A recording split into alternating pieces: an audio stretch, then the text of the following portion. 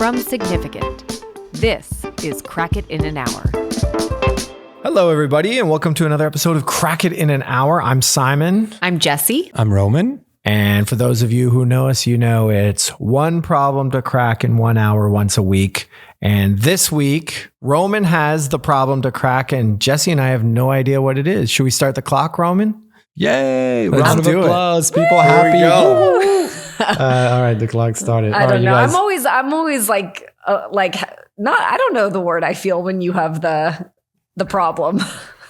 anxious? Anxious. Yeah. Anxiety. Yeah, there's a lot of, but don't you worry. This is going to be Perfect. I brought a book this time, so I'm going to be taking This is notes. gonna man, be I great. forgot And about actually, this time. I am realizing as you say this, Jesse, that it's not intentional. The problem's But- anxiety. But there is something that you're going to get heated about in this subject. It wasn't intentional at all. So it's a topic, it's more societal. It's more about generational shift. And that topic is driving. Oh my God. Driving, okay. Driving used to mean freedom, I think. This is such a good topic. We'll talk about it, but we will talk about. I think it used to mean freedom. I think it was a moment in time in your life that was sort of a milestone. And now, like for the new generation, it kind of means traffic and stress and debt, and it's expensive. And so, really, the question of the day is: how do we get Gen Z and Gen Alpha to want to drive? Because only 60% of 18-year-olds in the US have a driver's license, down from 80% in the 80s. So the numbers have been going down. You go to 16-year-olds, which is like the moment in the US, you're like, 16-year-olds, I want to drive. Yeah. It's 25% today versus 46 in the mid-80s. 46% of young adults say they don't even need to drive, right? For obvious reasons, ride hailing, It's very public easy not to transportation. drive. Yeah, exactly. One of the reasons is cost. The average new car costs like $48,000. Does it really? Average, yeah. That's crazy. Insurance is crazy.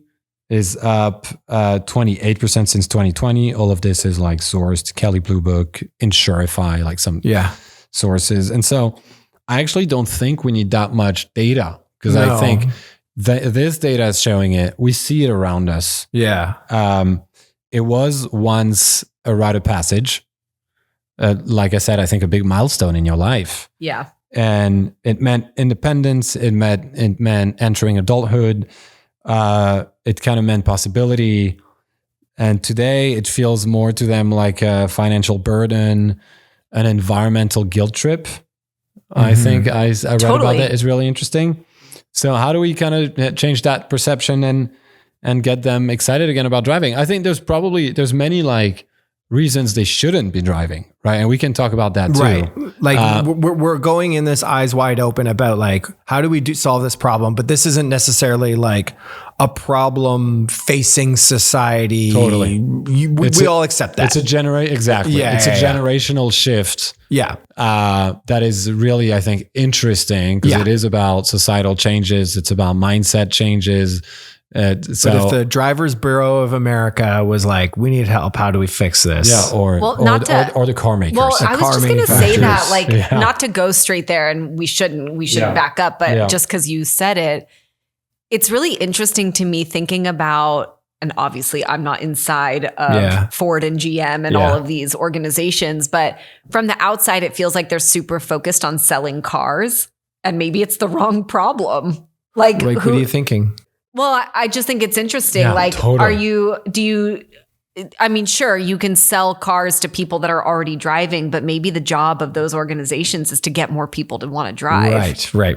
First and foremost. And if I look at their strategies and I look at their organizations and I look at what they're doing, and obviously we've spent a little time working on some brands like that. Like, it's like, how do we sell the car? And I'm like, maybe that's the wrong problem to solve right now. So it's a very interesting. It's really interesting. How do you question? Because like you can say all the greatest things you ever want about a car, but if take it from somebody who literally doesn't drive and who never wanted a driver's license even as a teenager, you can sell me all day on how nice this car is, how pretty it is, how luxurious is it.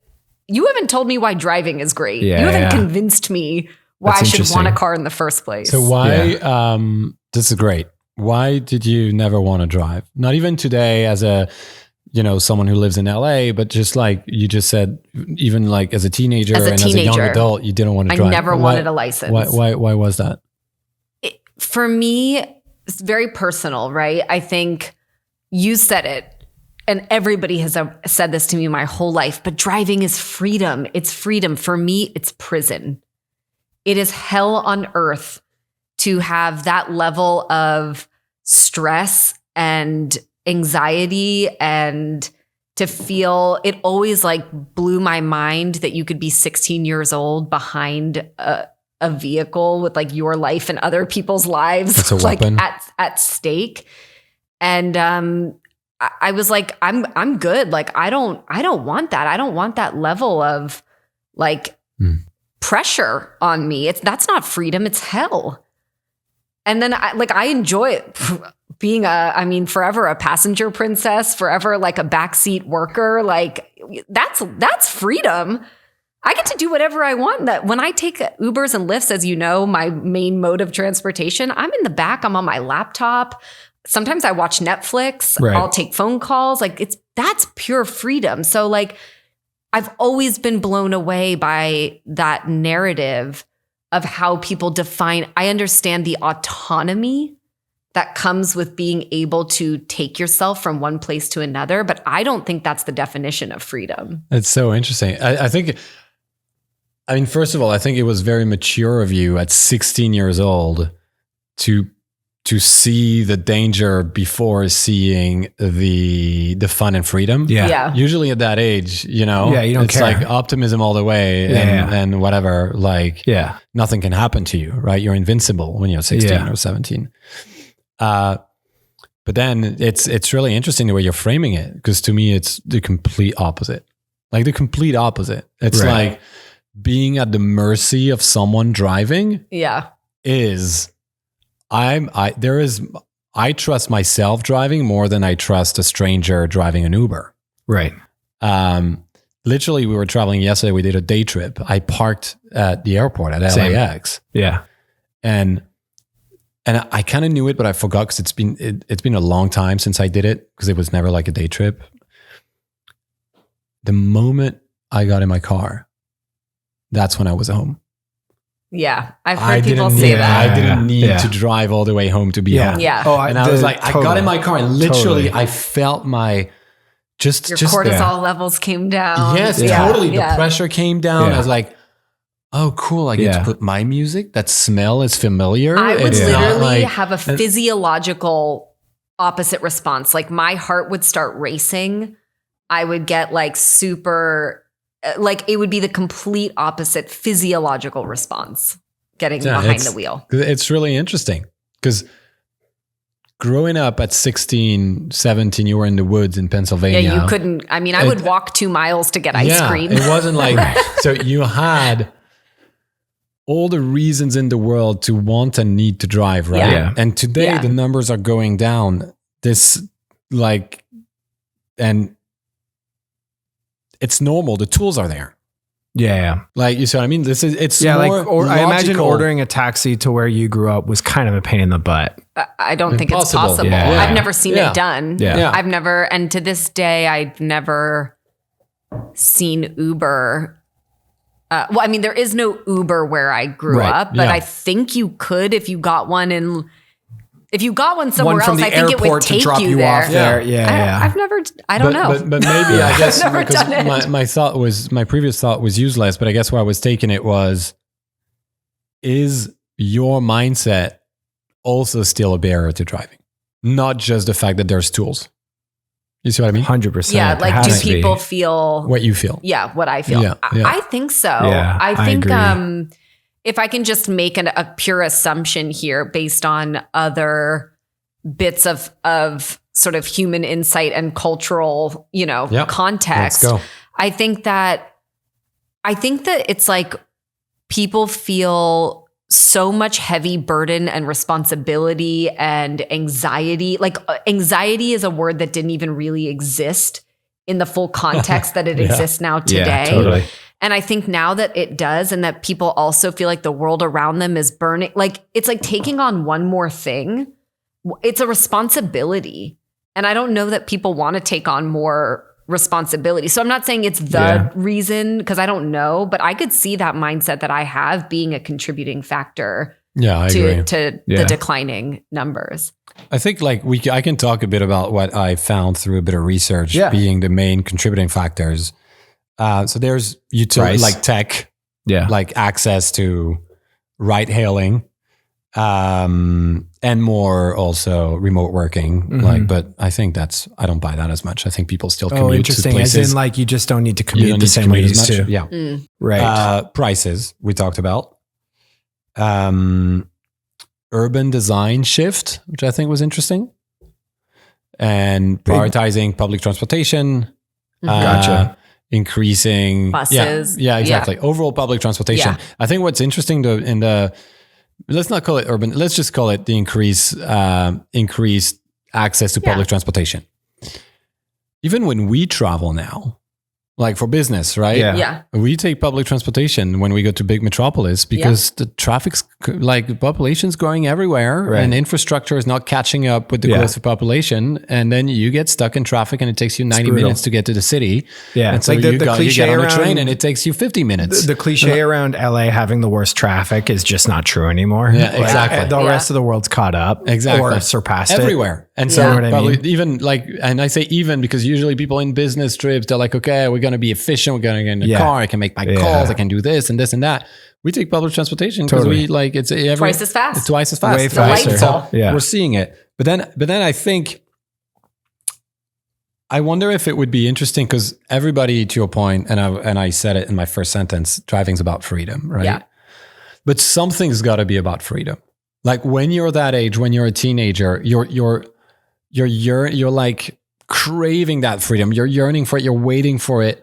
And then like my daughter is literally, and she's like LA, not born, but LA raised. And she's like, she's turning 14 in a month. She's like, one more year and I can start activating my driving. My daughter's 12 and she's like, right? She counts so there's down still to a freedom thing. But for everyone else, what's freedom today? Like, you see what I mean? Yeah. For all the other teens in the world, like how do you get to that freedom? I think it's really hard because if I can nuance it for a moment, I craved that freedom and I still got it because my friends picked me up. Yeah. And we went places. And so I think you had friends with cars. Yeah, that was your strategy. Cars. Yeah, and I didn't need more than that. That was great. And they were willing to come get me. Right. And that was awesome. But I think there is having control and autonomy of your freedom, and then there's having freedom. And I think being able to drive gives you control, like total control over that. And some people want that, and some people just having avenues for freedom is enough. And I think that's also why you see some of the numbers going down, because people are exploring those other, it's not the only way to experience that sense of freedom. Totally. So what are the other ones you think? For freedom? Yeah.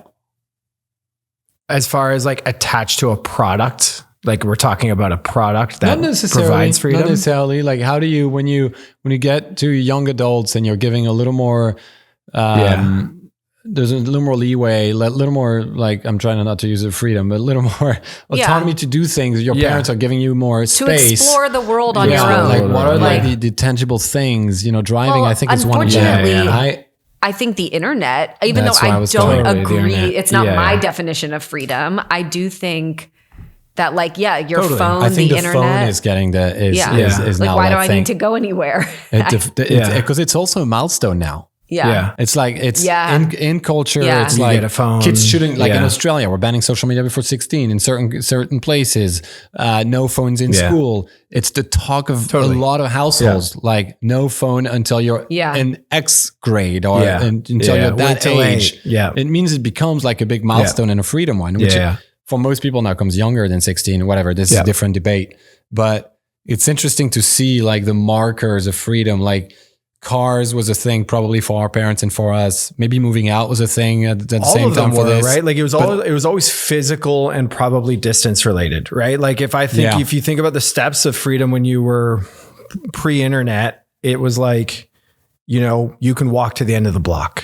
and then you get a bike and you can go bike in the neighborhood. Yeah. And then after you get a bike, you get a car, and a car lets you go, oh, you got buddies from the other neighborhood over. You can go pick them up and hang out with them now. You know what I mean? Like it's always been, and then eventually you move out, which is the ultimate kind of distance from family. Yeah. And that was always kind of how freedom was measured. Yeah. You know what I mean? Well, oh, go ahead. Keep going. No. You go. Well, it's interesting because I was thinking about even at a very specific level, I think that there's a desire for privacy, right? Yeah. That's also part of freedom. Like you want to be able 100%. You want to be able to talk with your friends without your parents listening, and like getting your own phone line. Well, that's what you were saying, that? Like your own, and now that's a cell phone. Yeah. But in between that world, like now, whatever, teens can text each other and parents don't know what they're talking about. So that conversational privacy exists. I think the car was so much more important before cell phones because that was how you got the physical distance, to your point, to give you some of that privacy, to have those conversations. And it's so critical to growing up to be able to like talk about things that like you don't want other people to hear. People know about. Yeah. That's like exploring life. And so I do get where the freedom, but to me, a car is like an enabler of freedom, not freedom itself. And I think so many people talked about driving like it was freedom itself. This is, I'm gonna like, we're having a big high level conversation and I don't want to ruin it with a very like simple, dumb sort of observation. But I'm going to. You're going to do it. Exactly. You just thought you'd preface it first. You brought up a great point, and then you pointed out something when you were going through the statistics. How many had to versus actually wanted to? You know what I mean? Like how many people had to have a driver's license to get to work, to do things? Yeah. Like I know people, my mom commuted quite a distance for a huge part of her professional life. She didn't like driving. You know what I mean? She just had to. And I wonder if it's like sort of like the market has just shrunk because there's better options. And that's not as fun of a conversation, admittedly, as freedom. But it is a little bit of like if you see this world and you go and you kind of have a similar mindset to Jesse, which is like, wait, you're telling me like I got to be responsible for my own travel when there's all these things over here where I just sit in it and they'll take me wherever I need to. I have a slight counter. Which is that data. I have the same data for like the UK and France, and you can get anywhere on a train in those countries. Right. And it was the same. Yeah. You see what I mean? Like, yeah. If you live like, 60 miles outside of London, you can get in London in 40 minutes on a train. Like it's pretty, the US is so big and the train system, as we know for many reasons, hasn't developed the way it should have. So US, Canada, probably specific, but in Europe, the trends are the same. Right. For also different reasons, because eco-conscious says that. So you're not commuting by car the same way you are in the United States and Canada. Yeah, no. And you had access to the train in the 80s, but people are driving more. I think the climate issue is probably playing a bigger role in Europe for that. Yeah, than definitely in North America, for sure. Yeah. So, but anyway. Can I give you another reason? Because we were talking about reasons why, right? That why people, why the numbers are probably going down, other avenues of freedom. Can I give you an interesting one that I remember reading about? I couldn't tell you when, but this is a very small thing, but it's an interesting thing to think about. So one of them, there is I don't even know if it's fair to call it a concept. That feels almost like an insult to science, but people have parking anxiety. It is one of like the biggest, it's like a very true, very real conversation. And people talk about it a lot, that they'll look up like before they go anywhere new, they will literally Google image, like map, Google image search the location to understand like what the parking situation is. Does it have a lot? Is it going to be street parking? Am I going to have to parallel park? Which, by the way, for me, 100%, that's one of my reasons. I'm like, parking, forget it. Like, I love the concept of valet, but most people, to your point of like, the car's already $48,000 and then I'm going to drop $20 on valet. So it's insane. But parking anxiety is like a really big talked about thing that there are actually a lot of behaviors around that maybe doesn't stop a lot of people because they still will do it, but it is one of the like makes driving not a fun thing for people. Let me ask you. Okay, this is interesting. And you're bringing up a different thing, which is let's pretend we were. I'm just gonna ask a question, and you tell me if it's interesting to you or not, as someone who doesn't like driving. Which is if driving pivoted from being about freedom to being about self-sufficiency, is the idea of self-sufficiency more appealing to you? And take out driving from that, but just the idea of being a person who can take care of themselves. Oh, yes. Because I actually do feel like we're getting very deep on me as a person, but... And I don't mean it as like a... You are admittedly like a focus group of one. It's also a therapy session. It's a good question. And actually, I will say, for as much as I'm perfectly happy not driving, and I like decided many years ago that I wasn't going to fight it anymore, that I was just like, it doesn't make me happy, so I'm going to spend money on Uber and Lyft, and that's fine with me. As much as I feel that way and I'm happy with that, it's one thing about me that I don't like about myself. Right. Like, because it feels counter to who I see myself as a person. I'm like an independent, self-sufficient, very powerful woman. Yes, thank you. And then I'm like, but I won't like get in the car and drive somewhere. Like, stop being a little baby. See, because like that to me feels like something. Could you poke at that? Like, could you be like, that's really interesting. Like, if you were suddenly like, well, you should learn how to drive a car the same way. Yeah. And owning a car is the ability to be self-sufficient. I have thought about in my, like right now in my adult life, I have thought about taking driving lessons. Right. Because I've thought like, maybe if I like now as just a more confident person, when I was 16, I was like, I don't want anything to do with any of this. I'm more sure of myself in general. Maybe I take the driving lessons again and I just take some lessons and like, maybe that would make me feel better. For me, there's a lot of unknown in driving. Right. Like even though you have now Google Maps or Waze or Apple, whatever, all the things that tell you where to go and when to go, I feel like driving is just like a chaos video game. Well, and that's also LA. This is really interesting. Okay. Keep going. No, because you're... Like where my head goes to with this is like, it's like, first of all, like when I look at a truck ad right now, a lot of truck ads, and I'm generalizing, but I think I have a pretty good license to generalize considering they all look very similar at the moment. Assessment approved. If I look at a lot of truck ads right now, for me, the ones that I'm getting sent, they're not really about freedom. They're about self-sufficiency. They're like, look you can load your gear, you can put your stuff in it, and you can go wherever the heck you want because you're your own person sort of thing. But they're very masculine. Yeah. Do you know what I mean? And like, I'm just starting to wonder, like, if you proposed to a car company, like, listen, what if you spoke to women who define themselves as proud, powerful, independent women, as this is literally a vehicle of self-sufficiency, of you can do whatever the hell you want, where you want to go. You are an independent person. Go do that. Stop talking about freedom. Some people do. Think so? The execution is probably not what you would. And I probably wouldn't be able to see it because. But that's where it's coming from. That's where it's coming from. Some more like higher end vehicles and. Right. Do you have gendered breakdown in the data? Actually, because that's you're right though. You're totally right. Yeah. Like the powerful woman who comes back in the sick ball gown but still gets in the car and drives off like a badass sort of thing. Yeah, you're right. Or runs a massive global company and you see what I mean? Yeah. But see, I always thought women who ran massive global companies had personal drivers. Exactly. And honestly, that sounds pretty good to me. Yeah. The self-sufficiency thing is really interesting. The independence, right? Yeah. But I just want to go back to the parking. Parking anxiety. Because I appreciate it's probably real, but it's literally just... It's like menu anxiety. We had a chat about that. I think that's different because I think menu anxiety is FOMO. Yeah, exactly. And parking anxiety is like just falling on the sidewalk and people seeing you and laughing at you. Yeah. It's just the fear of getting mocked. Yes. Or gotcha. Okay. I think. Okay, can I take this one step further? Yeah.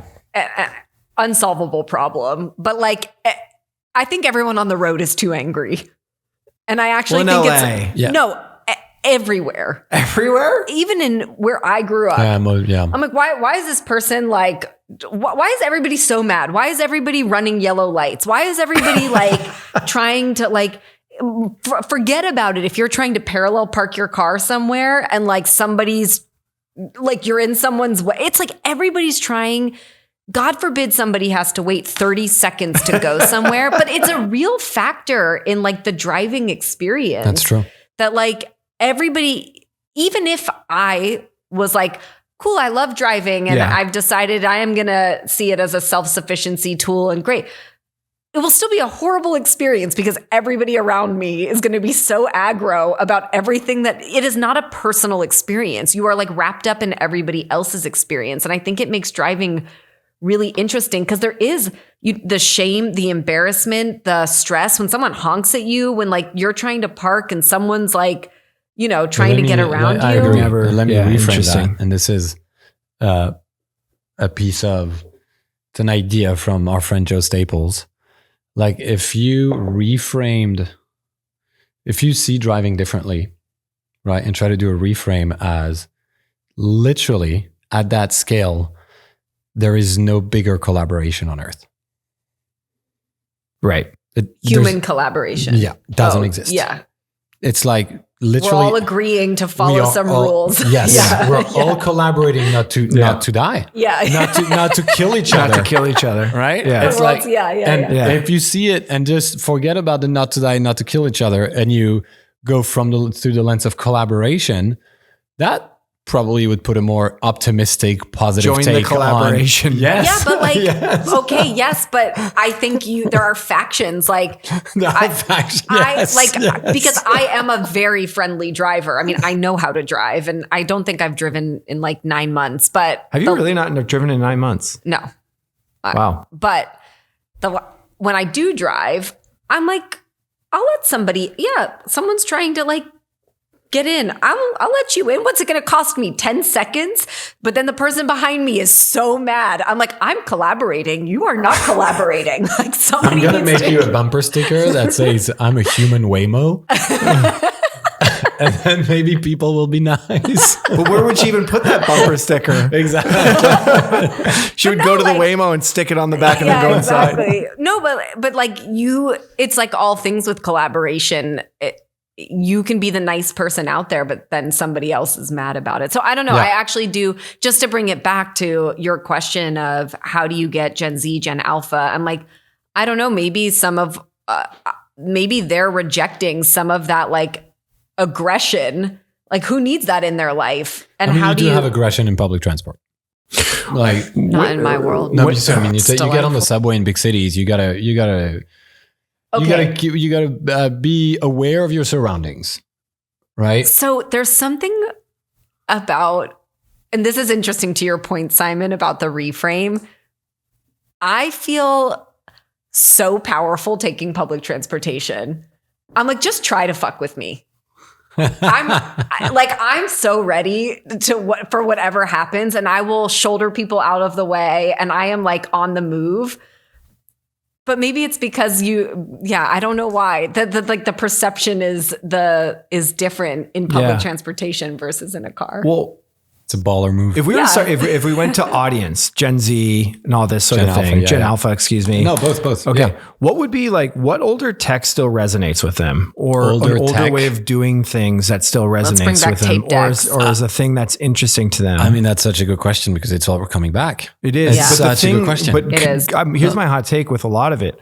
A lot of the stuff that's coming back is meant to remove distractions, where everything you're talking about is, it sounds like the problem with driving is it's like, I got to think about all of this now. Yeah. So it feels like it's slightly. I think most of the things that are coming back, there's an aesthetic component to it. There's definitely an aesthetic even component. Before the distraction, I think. A simplicity. I think. Yes. I think the teens today all have digital cameras that we literally had when we were maybe just 4 or 5 years older than they are today. Not because they're they have the phone in the hand at the same time. You see what I mean? They're not trying to get rid of the phone. It's like, it's just giving a 90s aesthetic to their pictures that they like. That's part of it for sure. 90s is making a huge comeback, right? Maybe it started with fashion, likely, but then it's making a comeback like across categories, everything, right? All of them. And so maybe there is an aesthetic play too. I think what you said about simplicity is really important. And I don't know what's driving this trend, if it's younger generation or not, or if it's just a macro thing. But I feel like cars reached like full spaceship where like there's no buttons, like and now you see like cars that look like cars again. They're like, it's a car that's a car. Like you don't need this car to also like read you the weather report and like make you a cup of coffee and do like, it's like, it's a car. And I see like high end cars bringing back buttons. Mm-hmm. Yeah. 100%. Like 100%. Touch a button. Touch button. It's fine. It's funny. I literally, a good friend of mine from Canada today called me. He just had 20 minutes because he was, had just dropped off his car because he just got a new car. And he was like, the whole screen turned off and everything now is on the screen. So he's like, I can't turn on heat. I can't roll down my windows. I can't do anything. He had to like bring it back to the dealer because nothing works. Nothing works. The spaceship went down. The control. The control. But even from a design standpoint, we're making a comeback. Massive comeback.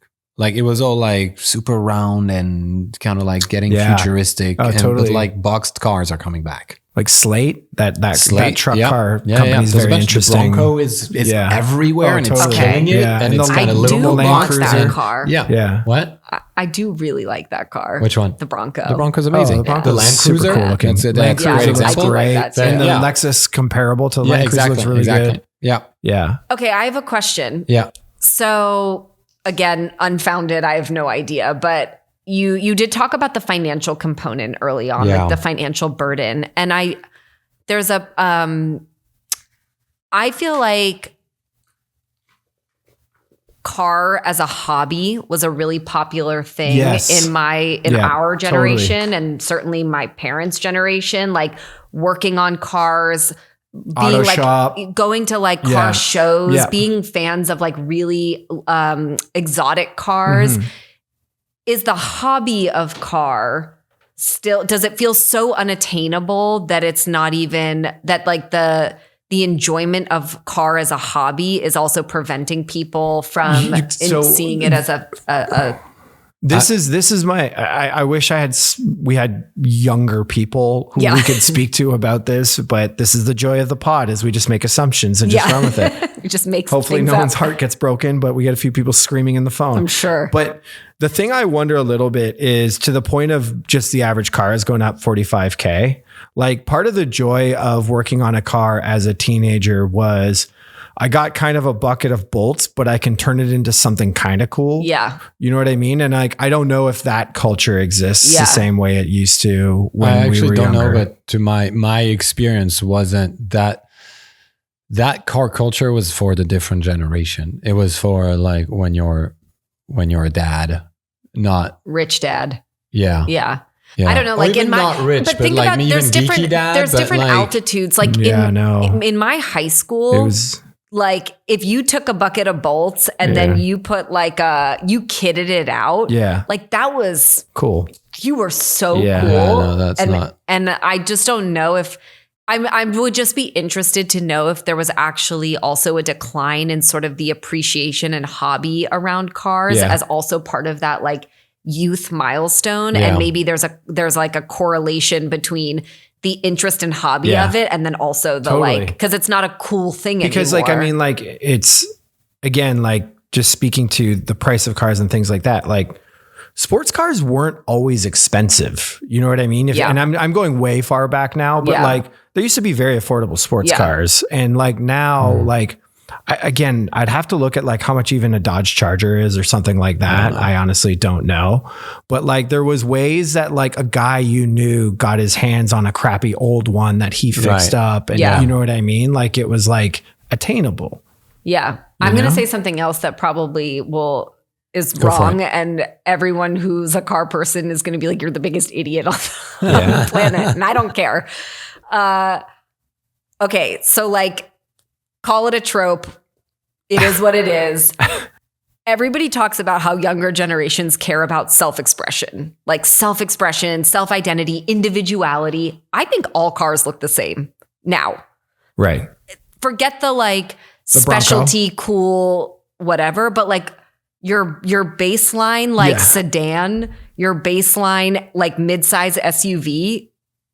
I think that's been a problem for a while. And honestly, that's a problem across everything in the world. Yeah. Just the homogenization of design and aesthetic. Yeah. Yeah. We tried to crack that one once. It was basically impossible. Yeah, I know. And that's the conversation you had with McPherson. It was actually a really interesting conversation. Yeah. I don't think it's just the algorithm that's No. And that's where you go down the supermarket aisle. Everything. Yeah. You look at every can of soda. Or drink or probiotic, whatever. If you look at since the success of Grazie, how many companies I've seen in the last year who've come out with a product packaging that looks exactly like it came from the same artist and design team. But I don't want to talk about Elon Musk, but I do want to talk about the Cybertruck for a second, because that was, love it or hate it, it was different. People were like, that's going to say something about me. And I think about every other category that Grazie is a great example, has been disrupted through design, and it's just going to be unapologetically what if some car company came out and was like, we only make hot pink cars. Yeah. That's it. They're just hot pink little cars, and that's what and they're Barbie cars. Yeah. I don't care. That's what it is. I'd be like, I'm interested. I think Cybertruck is a really good example. I had that argument with a friend recently. It was I hate that car. I was like, I literally actually don't know if I like it or I don't like it, but I do like the fact that someone went completely sideways on an attempt at design. Yeah. I agree. And it made people want it. I agree. I think that's interesting. Yeah. I agree. Hot pink cars would kill it. And that's it. They only make hot pink cars. I'm suddenly, I could be interested. Yeah, for sure. Yeah. Like when the Smart came out in Europe, it was everywhere. Yeah. Like you can drive in a tiny pot of yogurt. Yeah. Yeah. Let's just bring back the Kia hamsters. It was about independence. Yeah. Do you think it's size of cars that are impacting the want to drive? Not in America, I don't think. No? I would be surprised because you have so much space. You see what I mean? Hate how big cars got though. Cars got really big, but it's not a problem. They're not hard to drive. They're not hard to park. Are you kidding? Not here, because this. In LA, everything's so big. The roads are so wide. You get on the freeway that every time I get on the 405, I have to count how many lanes there are. I'm like, wait, are there really 6 lanes on this thing? Is that normal? Wait, I don't know if you know this, but I've lived in LA for 8 years. And you've never gotten on the 405? I've never driven on the freeway. Really? On any of them. Not just the 405. Yeah, 405 is the easy one. Get in Hollywood or on your neck of the woods on the 101 up the one there. that goes up to Pasadena. That's all windy. Absolutely not. There's some gnarly ones. Will not. So anyway, I keep going. The thing you said about the internet being connected to freedom now is just I do think if you want the people to get back into cars, I think you need to move away from freedom. Yeah. I think there is something. There's too many. Right. There is something there. I'm a little stuck on freedom because I have another question on freedom, and then we can move away because I think I agree with you. It's how if we want to visualize freedom, our generation will be 4 friends in a car, windows down, and someone puts driving down the desert. Someone puts their head out the window and gets the air and the hair. You see what I mean? Feet up on the dashboard. What is the visual metaphor for freedom today? It can't be someone just scrolling on their phone. Do you see what I mean? I don't know. That thought came to my mind as I was doing my research. What is it? I think it's to Jesse's earlier point of you're not going to get Jessie to drive a car by showing her someone driving a car. She's not interested in the car. Yeah, it's you're barking up the wrong tree. Yeah, get her to drive before you get her to buy a car. It's so true. I think it's people are going to hate me for this. Let's go. Okay, I think if I think of the idea of freedom to some degree right now, it is you're in a beautiful Airbnb you got. You had the best food you could imagine just ordered to your door, and you're about to stream something that's like you're so psyched on. That's so sad. But it's like you're just this collection of these things that are all happening at the same time that are absolutely fantastic. I thought you were going to go you've you've had the freedom to create that moment. I thought before you went to streaming, I thought it was going to end in and you're lost in nature in the mountains. No. I don't. That's Simon's version. That's mine. Yeah, but I think freedom is freedom to define the moment. To define the show you're going to stream. Well, but actually, it could be a video game. I hear you. It's actually, when you talked about self-sufficiency, it's actually interesting because convenience culture essentially created that level of self-sufficiency for people, and it sort of has co-opted or redefined what freedom means in a way that makes freedom kind of less sexy. So for multiple reasons, I agree that freedom is no longer, like, not only do people now have many more avenues for freedom that you can't convince me the car is the freedom, but also like freedom is basically convenience culture. So it's not this thing. Like what I was, when you asked it where my head went, but it's still personally, it's still the wrong, for me anyway, it wouldn't make me, you have to make me want to be a driver, not buy a car. But I think that people, like people, how do I say this? I think freedom has got represented by more extreme things because like it was the only, like jumping out of a plane. Extreme sports, what Red Bull does became more of like a sense of freedom because I think things like you almost have to play in extremes now because you're competing with the phone as a sense of freedom. So I think about like that, like that adrenaline burst. Yeah. Which is why I love Simon's reframe to like it. Like, I mean, independence you could argue is a synonym for freedom, but it's a different driver than how freedom has always been defined under. Freedom to me was always, in a weird way, when I think of like the traditional freedom that probably, frankly, my brain's wired to think of. It's like very attached to like discovery. Yeah. Do you know what I mean? Yeah. And I don't know if it is anymore, to your point. I don't think it is. I think you're right. I kind of want to call it independence more than self-sufficiency. But I think, and I'm not saying that's the thing. No, I think it's an interesting thing that we should maybe try to unpack. Yeah. I just wonder, and maybe I'm off, but I wonder if it's also about identity. It used to be about identity. Yeah. It still is. For someone driving, it's part of your identity. Yeah. Like a car, like it's a function. It's a function. You seen my car? It's 100% a part of your identity. Yes. Simon. 100%. Yes. The fact that you drive a shitty car says something about yourself, that you're like, that's I don't give a F to be about clear, what it I drive. doesn't say you're a shitty person. It says you don't give a F about the car, which says something about yourself. Right. No, that's true. That's true. Every single choice even when you're driving says something about your identity, I think. Yeah. And it's like it's kind of like in car culture, like LA and most places in America, it's kind of like the biggest, easiest marker of identity without even talking to a person. Yeah. Yeah. You don't even see the person sometimes and you already have a point of view. You see what I mean? Exactly. And yes. It's a judgment. Maybe. Yeah. It's like what you wear. Yeah. Right? Yeah. 100%. So except that, probably more people are going to see it because you're going to cross millions of cars, hundreds, thousands, whatever. But so is it something that we should factor in? Is it something the thing is like I'm probably not. And I'm speaking as someone who clearly doesn't care as much about cars. Like I put fashion in a way different world of personal expression than I do my car. And I can only imagine for people who don't drive, that seems like an even bigger bridge or even bigger gap to jump. I do have one thing that it's something that car culture has talked about before, but I don't know if it's done it in sort of the new cultural context that has always been maybe interesting to me as a potential way in, which is like part of the playing with the idea of personal space. I think we have like less and less alone time, like less and less like, because we're so attached even to our phones, and you hear when people are talking about doing digital detoxes and like people seek that like, sanctuary is something I think cars have tapped into in the past. Like when I think about, what was the Lincoln, like Matthew McConaughey, Lincoln days, that was very like luxury sanctuary. Yep.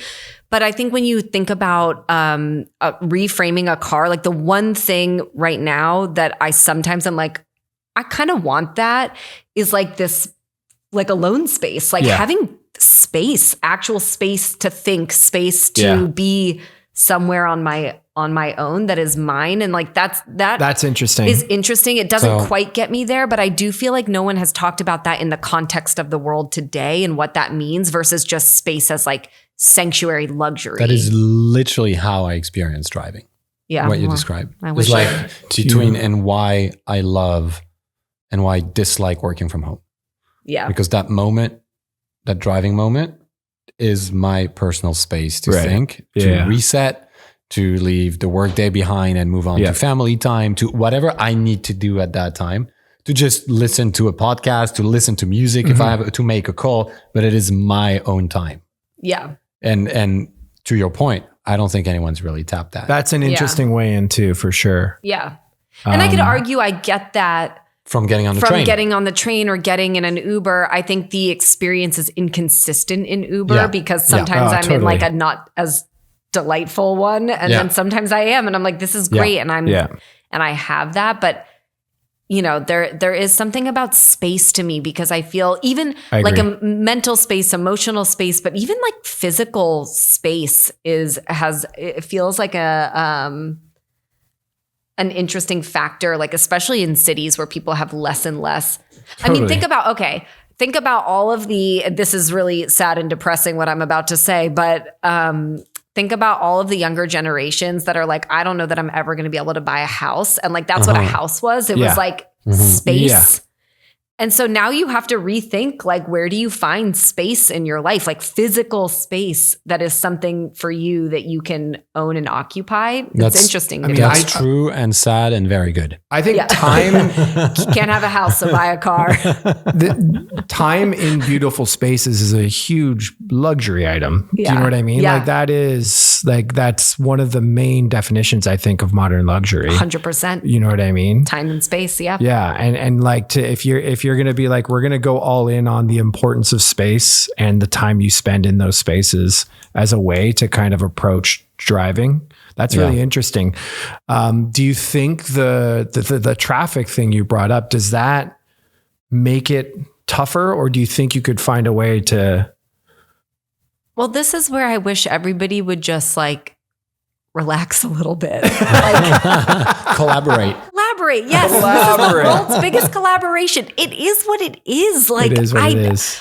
We're all waiting at the red light. I know it's easy for me to say because I'm not driving, but like the idea of getting stressed out and pissed off in traffic, I'm like, what do you want anyone to do? Like, just, this is what it is. So like, go slow. Yeah, I have a theory behind that though. I have a theory behind this. Relax. The three of us are very punctual people. Yeah. I think most people are not. So and most people like are running out. Late. Yeah. And that's why they're so bad at that. Yeah. Yeah, maybe. Yes. I think that's fair. Yeah. Because anytime I'm stressed driving is because I'm late. It's because you're late. Yeah. It's always because you're late. Yeah. That's true. That does happen. Yeah. I mean, what you're saying goes back to, I think we talked about it when we talked about the city of LA and the perception of it and how everybody says it's too big and there's too much traffic. Yeah. And since I reframed that to me, the scale of LA is discovery and the having to get in the car is the independence, then I love LA every day. Right. Yeah. Because I get to go. Want to go? Where do you want to see? Exactly. Yeah. And I get to do it on my own terms. You still connect discovery. You still connect freedom to discovery. Discovery was more about the size of the city, which is a little different. But otherwise, I said independence, which I really think you're onto something when you say I think the car's about independence, not about freedom. And they're related, but they're a little. They are different. They are. Well, I think just because over the years of car advertising, freedom has now just become a singular thing, and it's hard to walk back from that. So you've got to reframe it as something else. I mean, literally, like I think what's funny about this is it's like. right away, there's like a slogan like drivers wanted and people are like hard pass. You know what I mean?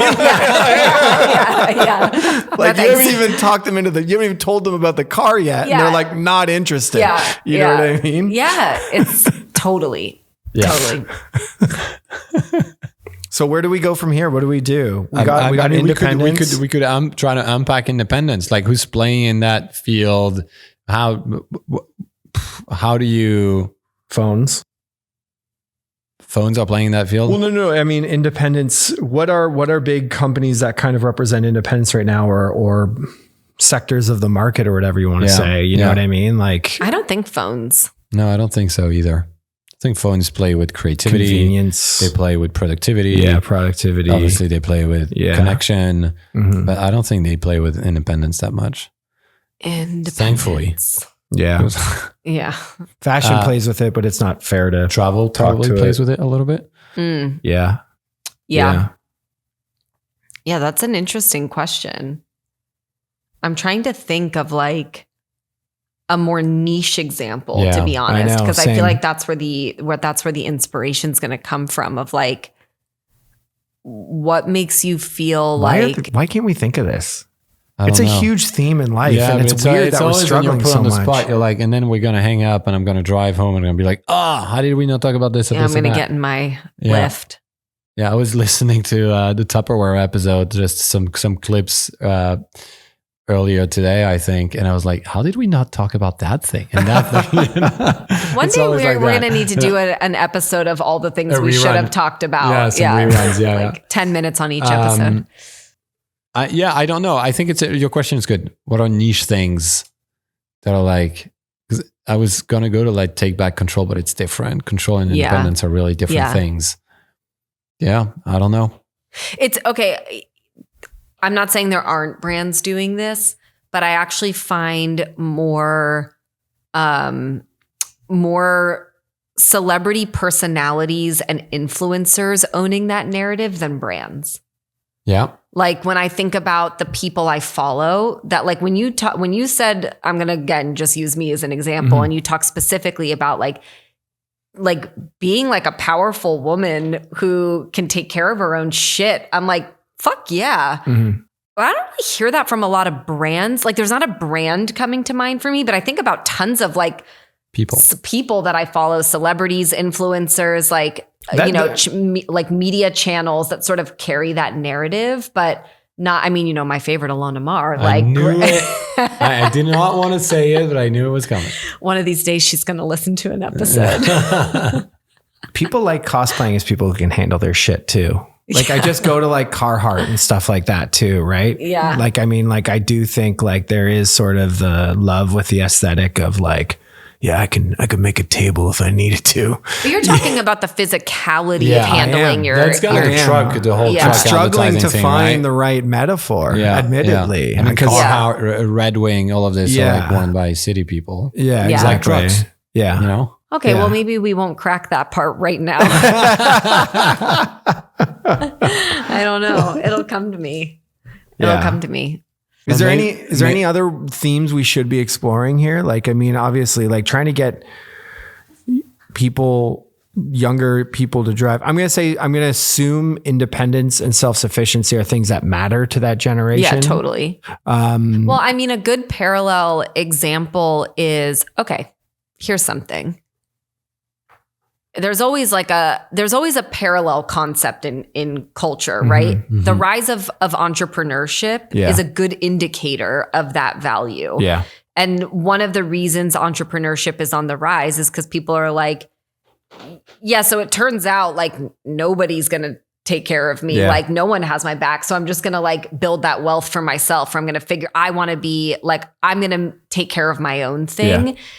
And it's kind of like an interesting, like I'm not saying that this could go all the way to cars, but if you think about that rejection of, like part of the reason entrepreneurship is on the rise is for the longest time, it was like, get a good job, go to college, get a good job, work hard, retire. And like, the government will take care of you. And then people were like, turns out it's not happening. That's not happening. So now I need to like take care of myself, create my own wealth. I'm going to have my own back. We're going to have each other's backs, like as a, not true for everybody, but it's sort of an interesting thing because there is almost a tension behind it too, which is like, you need to be independent because no one's going to do it for you. And like, it's interesting. It's an interesting way I don't to know sell if it driving. can go all the way to car, but you just maybe. like, you're just, no one's going to do it for you from the person who someone does it for would you. You buy, totally. would you buy? And that's what I'm saying. I'm not saying that in a like haha way. I'm saying that in a like, that's interesting that you recognize that. Yeah, I don't know. No one's selling cars to you that way. No one's selling, exactly. Like no one has sold a car to me the way that the idea of entrepreneurship has been sold to me at a cultural level. And I'm like, okay, wait, maybe there's and then think about that, because I think the soft benefits of entrepreneurship are how it's perceived, right? Totally. Like when people say, oh, you're an entrepreneur, you're kind of fucking cool. Badass and like, dude, well done. I drive a car. Way to do things. Yeah. But that's what I mean. It's like, how do you inject some of that? Because that's the stuff that makes people buy cars. Yeah, totally. You know what I mean? If it is to the point an ego play. Yeah. It's like, it's almost get like in a car driving first. a car has become just back to your point about milestone. It's just like an obvious expected thing, which is why I assume all the car companies are like, buy this car. Yeah. And we're like, but what if it's not an obvious expected thing? Yeah, what if you now have to make it cool again and you have to convince people to drive and build a cultural cachet around being a driver? That's interesting. That to me is I think the real problem to crack. That's really cool. I don't have the answer right now, but I would love to think about that. Yeah. No, it's really cool. I love your parallel to entrepreneurship. I do too. Really interesting. I think I was like, oh man. It's pretty provocative in a way that is good. Yeah, for sure. It's like no one's got your back, so drive a car. It's pretty interesting.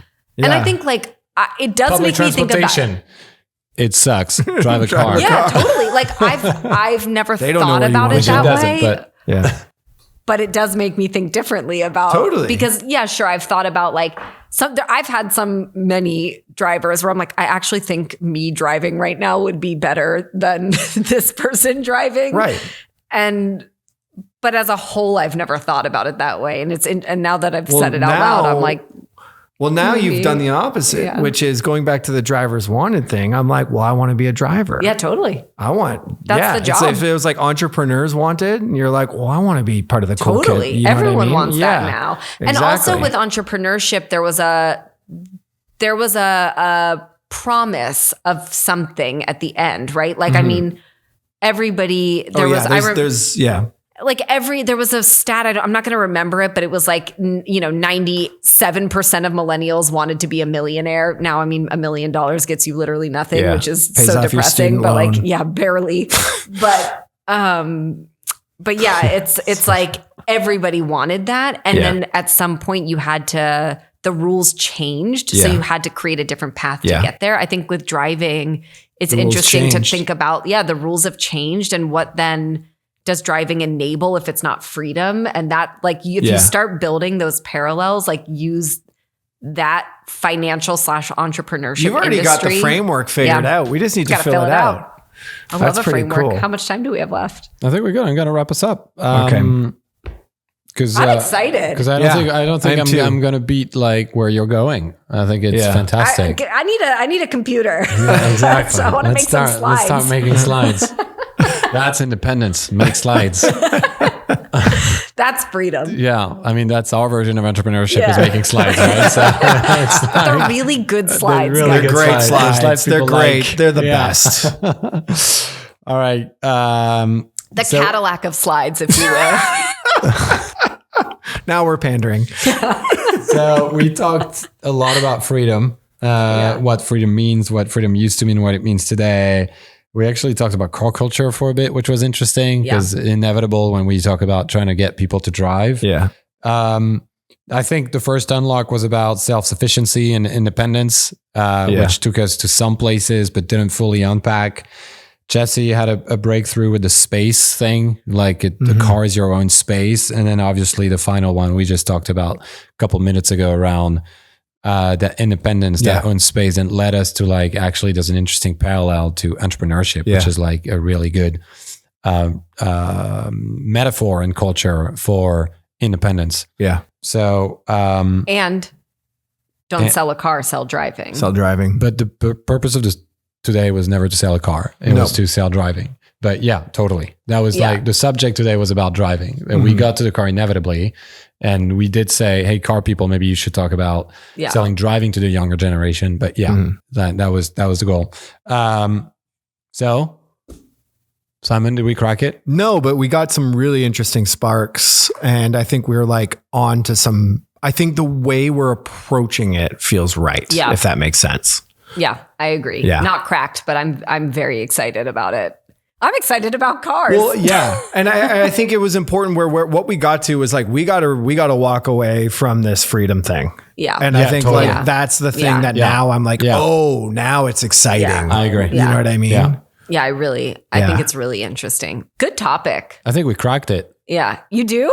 No, I don't. Of course it's just not. There's always one that has to say this. Usually it's Jesse who's like contradicting. It's like, I think we cracked it.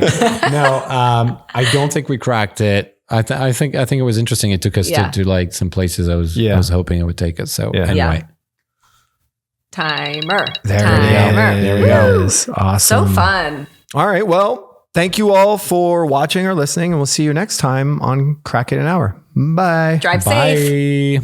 Thank you for listening to another episode of Crack It in an Hour. If you like the show, please don't forget to rate, review, and subscribe wherever you listen. If you have questions, thoughts, or feedback, shoot us an email at hello@crackitpodcast.com or on Instagram @crackitpodcast. Music done by Michael Anastasi, cover art shot by Mick Mint, and all things audio and video taken care of by Nathan Nash. See you next time.